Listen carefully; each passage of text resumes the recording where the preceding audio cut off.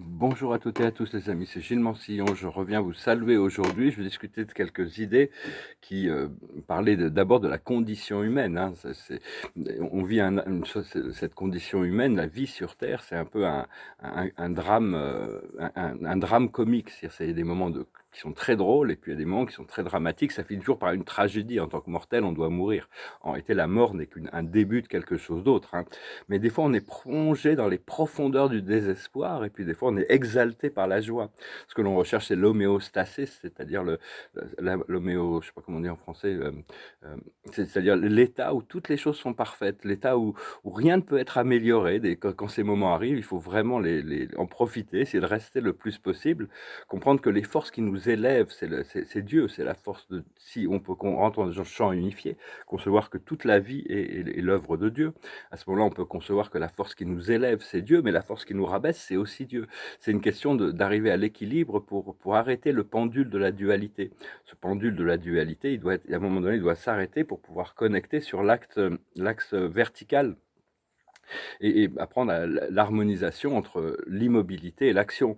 Parce que ce qui est immobile a tendance à rester immobile, ce qui est en action a tendance à rester en action. Seulement l'action non contrôlée on arrive dans le chaos, hein, si l'action n'est pas contrôlée. Et il y a un grand livre qui parle de ça, le retour du chaos à l'ordre, hein. C'est un des plus grands, le plus important de tous les livres jamais écrits. Ça s'appelle l'Odyssée d'Homère. C'est le retour à Ithaque, hein, après cette guerre de Troie, ou cet enfer de la guerre de Troie. Ulysse doit revenir à Ithaque, son royaume, où il peut retrouver sa famille et retrouver l'ordre. Donc c'est vraiment ce qu'on est en train d'essayer de faire tous. On revient à Ithaque, on revient à l'ordre, on revient à la vie bonne, hein. Toute la vie est basée sur des relations interpersonnelles en réalité, parce que l'on connaît de la vie terrestre. Bon, bien sûr, il y a la nature, mais tout le système du fonctionnement humain, c'est pas vraiment des choses ou des situations, ce sont des personnes. Et chaque personne a son niveau de conscience. Donc on doit vraiment, ça dépend des gens à qui on s'adresse et leur psychologie, hein, ce qu'ils pensent, qu'ils ont dans la tête. C'est bien de garder la conscience du tout quand on est dans des relations interpersonnelles.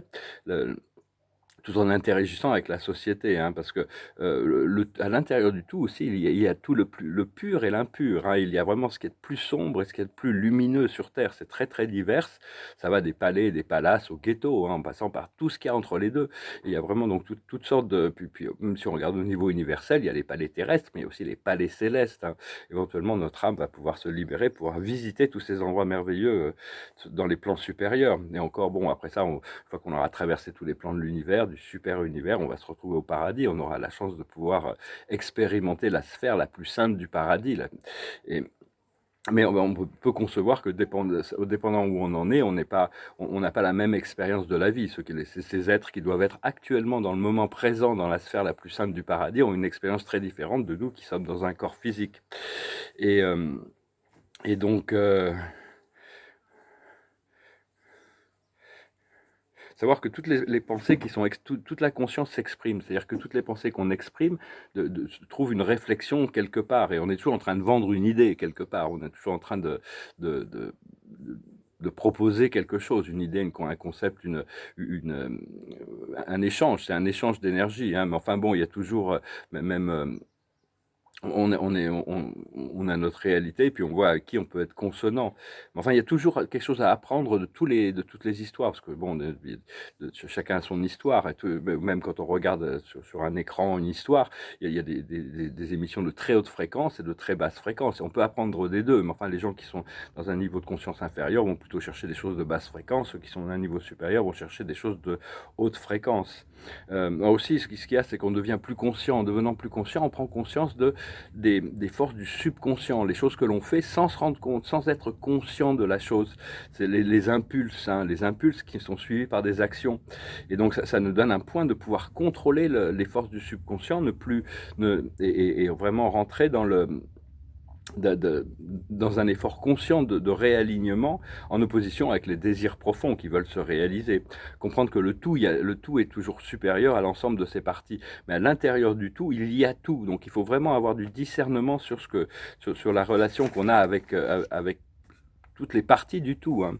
Je voulais aussi dire que les maîtres ascensionnés ont envie de compléter cette mission ici parce que leur présence est nécessaire sur d'autres planètes. Donc les choses vont s'accélérer et j'ai marqué là? Oui, c'est un procédé de réunification avec la Terre, avec les autres corps célestes du système solaire et de la galaxie, mais ça fait 26 000 ans que c'est en préparation, hein. Euh, et toutes les forces galactiques sont vraiment prêtes à arriver. Ils n'attendent plus que le feu vert du Créateur pour entrer dans les ciels terrestres et se manifester. Et on se rapproche du point zéro. Le point zéro, bon, toute l'humanité va y être amenée d'ici à peu près 200 ans, mais nous, en attendant, on s'en rapproche. On est dans une vague d'ascension beaucoup plus, on a une ligne temporelle qui est un peu en avance. On revient du futur pour parler de ces choses-là. Le point d'ascension, c'est un point futur pour l'humanité. Donc le point zéro, c'est là où se rencontrent le passé, le présent et le futur. Il n'y a plus qu'une seule expérience. Comprendre que l'amour, c'est la nature de l'âme, hein, c'est l'énergie de Dieu. Et le libre arbitre nous a été donné pour choisir l'amour. L'amour veut dire le respect, hein, de pouvoir être gentil dans toutes nos interactions et avec tous les autres, avoir de la gratitude et de l'appréciation. Mais l'amour, c'est aussi s'aimer soi-même, hein, et aimer les autres. Et la paix intérieure aussi, ça fait partie de cette fréquence d'amour que l'on cherche à cultiver. Quand on est complètement neutre, on n'a plus d'attachement, hein, on arrive à voir les choses, même si des fois on doit monter on doit être exalté dans la joie, et puis des fois on se retrouve vraiment dans les profondeurs du subconscient. Hier, je me suis réveillé avec un cauchemar, j'ai eu beaucoup de mal à en sortir. C'était un peu, bon, c'est une transmutation d'une énergie. Mais enfin, c'est toujours bien d'aller dans ce que l'on ressent comme étant le meilleur, hein. La vie, c'est comme un banquet. On a toutes sortes de plats. On n'a pas tous les plats, mais on a des choix de ce que l'on va choisir comme expérience. Et c'est important de choisir, de trouver sa propre voie, hein. À l'intérieur de l'un, il y a le beau, le beau et le bien, mais il y a aussi le moche et le laid, le lourd et le léger. Il y a toutes ces choses-là, hein. Euh, donc il faut vraiment faire ses choix pour essayer de trouver la joie. Éventuellement, on comprend que le service à la vie, c'est ce qui nous apporte le plus de joie, parce que au plus on arrive à servir, au plus on peut recevoir de la vie. Et quand on est dans le désespoir, c'est qu'on a perdu la foi en soi-même, hein. C'est ce que je m'aperçois. Bah, ça revient, hein, bien sûr, mais enfin, on a encore des challenges à ce niveau-là. Et donc, bon, en général, il faut mieux essayer d'éviter les drames, hein. Il vaut mieux éviter les drames. Cela dit, le drame peut être intéressant, hein. C'est dynamique. Si la vie n'avait pas ce côté dramatique, il n'y aurait pas ce côté dynamique de l'expérience. Cela dit, il vaut mieux être contemplatif du drame que d'être à l'intérieur du drame. Pour ça, il faut apprendre à respirer profondément, hein. Et s'il y a des gens dans votre vie qui ne sont vraiment pas, qui sont plus pour vous, je dis, il faut pardonner les erreurs, oui, mais il ne faut pas accepter des gens dans votre vie. Si vous devez couper des gens de votre vie parce que vous voyez que il y a vraiment rien à faire de positif qui va en sortir, coupez-les, hein. Il y a vraiment aucune, c'est même un acte de lucidité. Et ce qu'on cherche, c'est à rendre l'impossible possible, hein. C'est vraiment ce qui est en train de se passer. Moi, j'ai hâte de retourner de mon exil, hein. C'est un petit peu comme si c'est comme Ulysse qui veut retourner à Ithaque. Je suis exilé de ma propre vie, hein, mais c'est de ma faute. Pendant très longtemps, j'ai placé les besoins des autres avant les miens. Donc maintenant, j'ai appris quand même.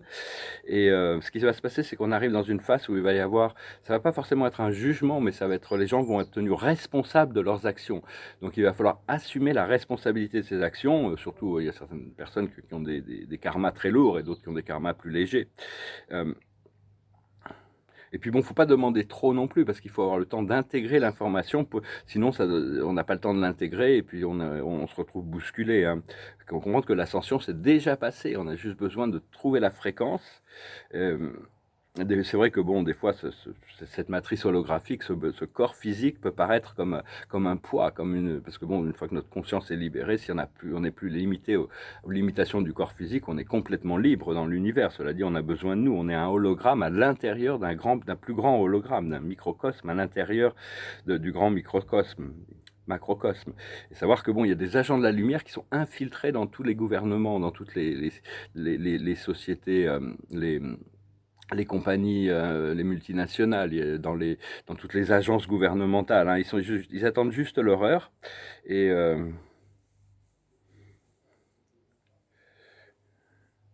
bon, ils vont faire beaucoup de publicité sur ces emergency broadcast systems, des invasions. Ça fait très longtemps qu'ils essayent de planifier une fausse invasion extraterrestre pour faire peur aux humains, mais ça ne sera pas permis. Ça risquerait de forcer une intervention du Ashtar Command. Donc voilà, beaucoup de bonnes choses, hein. Là, j'ai plein de choses qui se révèlent à l'intérieur, aussi bien au niveau personnel que professionnel. C'est très, très exaltant, hein, disons. Bon, tout ce qui est professionnel, je peux pas en parler, c'est confidentiel, hein, tant que ça s'est pas révélé. Et ce qui est personnel, c'est personnel. Bon, enfin, c'est très délicat. Je me demande, mon esprit mental a beaucoup de mal à voir comment il va gérer tout ça. Cela dit, ça va bien se passer au moment où ça doit se passer. Et donc bientôt, je vais m'occuper beaucoup plus sérieusement de prendre la musique beaucoup plus au sérieux.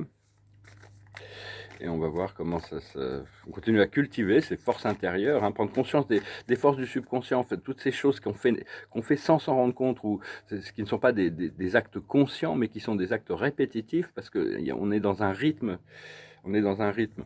Je vais tirer quelques cartes et finir avec une chanson. Je vous remercie infiniment d'aimer, de partager, de commenter et de souscrire. Je vous remercie pour vos dons.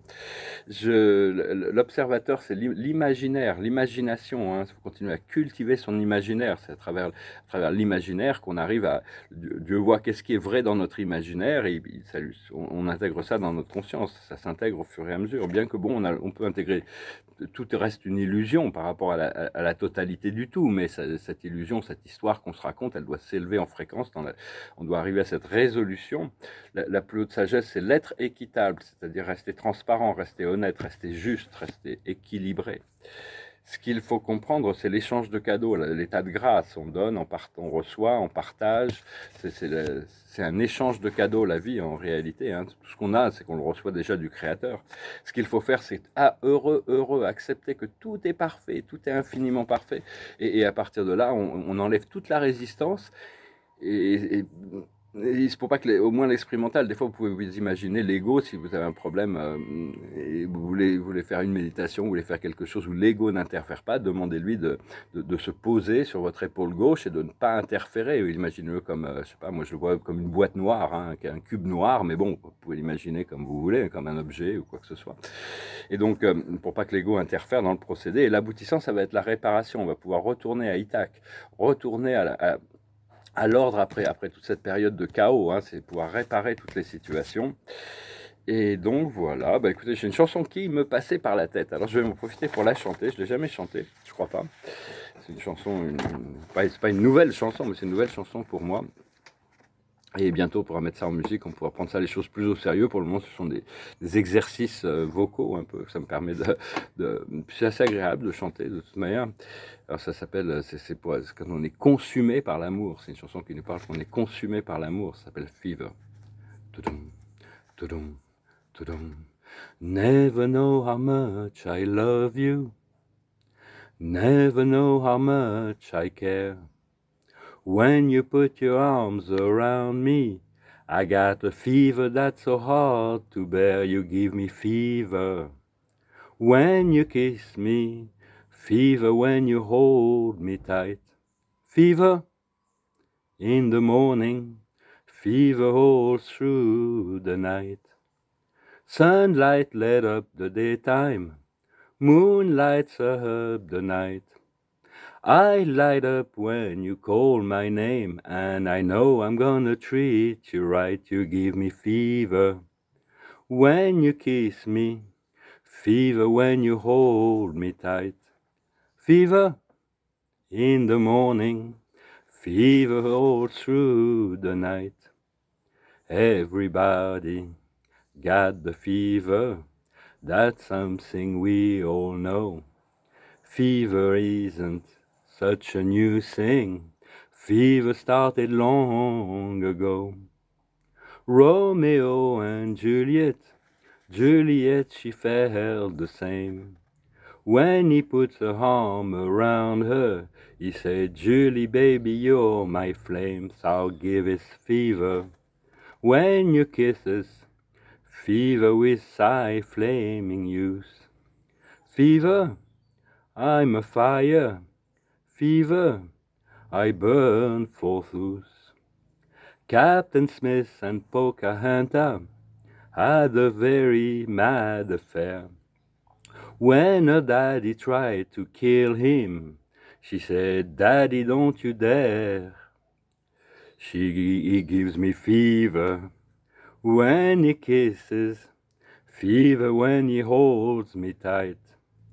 Fever, I am missing Daddy, won't you treat him right? Now you listen to my story, here's the point that I have made. Chicks were born to give you fever, be there Fahrenheit or centigrade.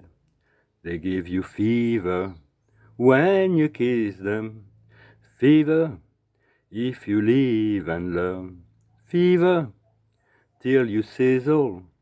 What a lonely way to burn, what a lovely way to burn, what a lovely way to burn, what a lovely way to burn. Ah, faudrait que je la répète un peu. Bon, allez, voilà. La fièvre, l'amour. Platon pensait que l'amour était une maladie, hein. C'était vraiment quelque chose qui rendait les gens fous. Cet amour romantique. Je parle de l'amour, l'éros terrestre, pas l'éros céleste. L'observateur, les anges, c'est le bien-être. Hein. Continuez à cultiver cette idée de bien-être. Restez bien concentré sur votre bien-être. La plus haute sagesse, c'est la sérénité. C'est vraiment, au plus on reste neutre, au moins on a d'attachement, au plus on est dans le moment présent et au plus on peut laisser les choses venir à nous tranquillement. Ce qu'il faut comprendre, c'est la libération. Il y a ce point de liberté qui est devant nous. Ce qu'il faut faire, c'est l'enthousiasme, rester très enthousiaste. Et l'aboutissant, ça va être l'amitié, des nouveaux cercles, des anciens amis, nouveaux amis, continuer à cultiver l'amitié. L'esprit me montre qu'il va y avoir énormément de gens dans ce cercle d'amitié, de nouveaux amis qui vont arriver. Ça va être très très excitant, même si bon, on ne se connaît pas, j'espère qu'on aura l'occasion de se rencontrer quand mes projets vont se manifester. Voilà, je vous souhaite une excellente journée. Je vous remercie pour tout. Continuez à vous préparer pour toutes ces célébrations qui arrivent. Hein. Il faut vraiment essayer de savoir qu'est-ce que notre âme cherche à nous dire. Hein, de méditation, les rêves, les signes de la vie. Hein. On est vraiment préparé pour quelque chose de complètement nouveau, ce retour à Ithac. Hein. Je vous remercie, je vous salue, je vous dis à bientôt.